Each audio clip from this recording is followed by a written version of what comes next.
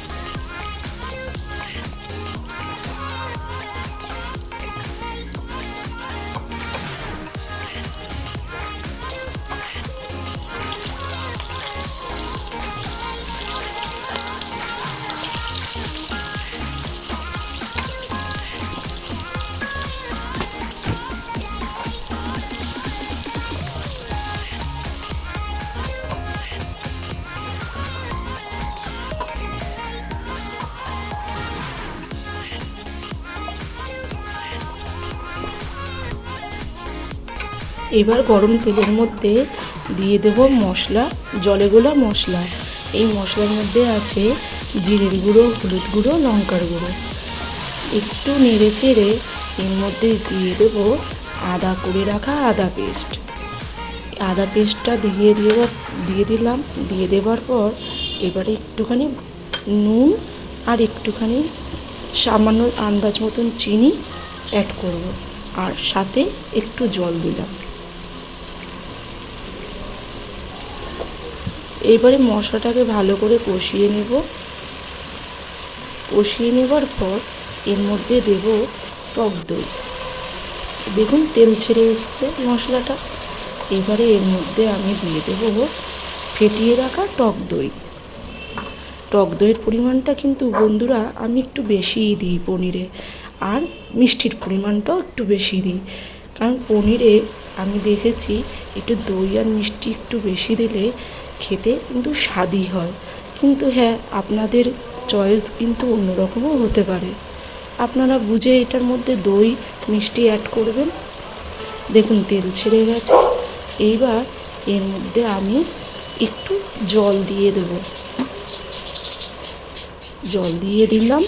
এই জলটা দেওয়ার পরে ঝোলটাকে একটু ফুটিয়ে এর মধ্যে আমি দিয়ে দেব ভেজে রাখা পনির। এই দেখুন ঝোল ফুটে এসছে।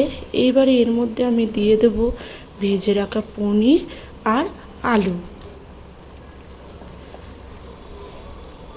আর একটু সামান্য জল অ্যাড করে নেব।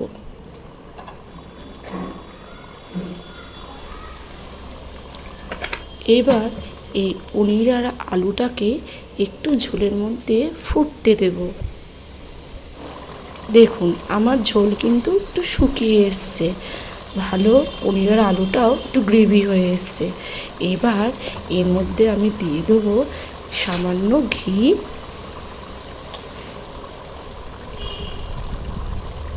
ঘিটা কিন্তু 2 চামচ আমি দিলাম। দেওয়ার পর এর মধ্যে আমি দিয়ে দেব সামান্য গরম মশলার গুঁড়ো।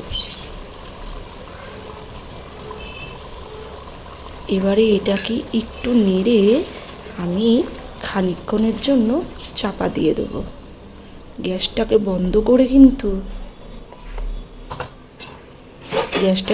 করে দিলাম, দিয়ে একটু চাপা দিয়ে দিলাম। এবারে দেখুন আমার পনিরেরটা কিন্তু রেডি। আপনাদের যদি এই রেসিপিটা যদি ভালো লেগে থাকে অবশ্যই ফলো করবেন।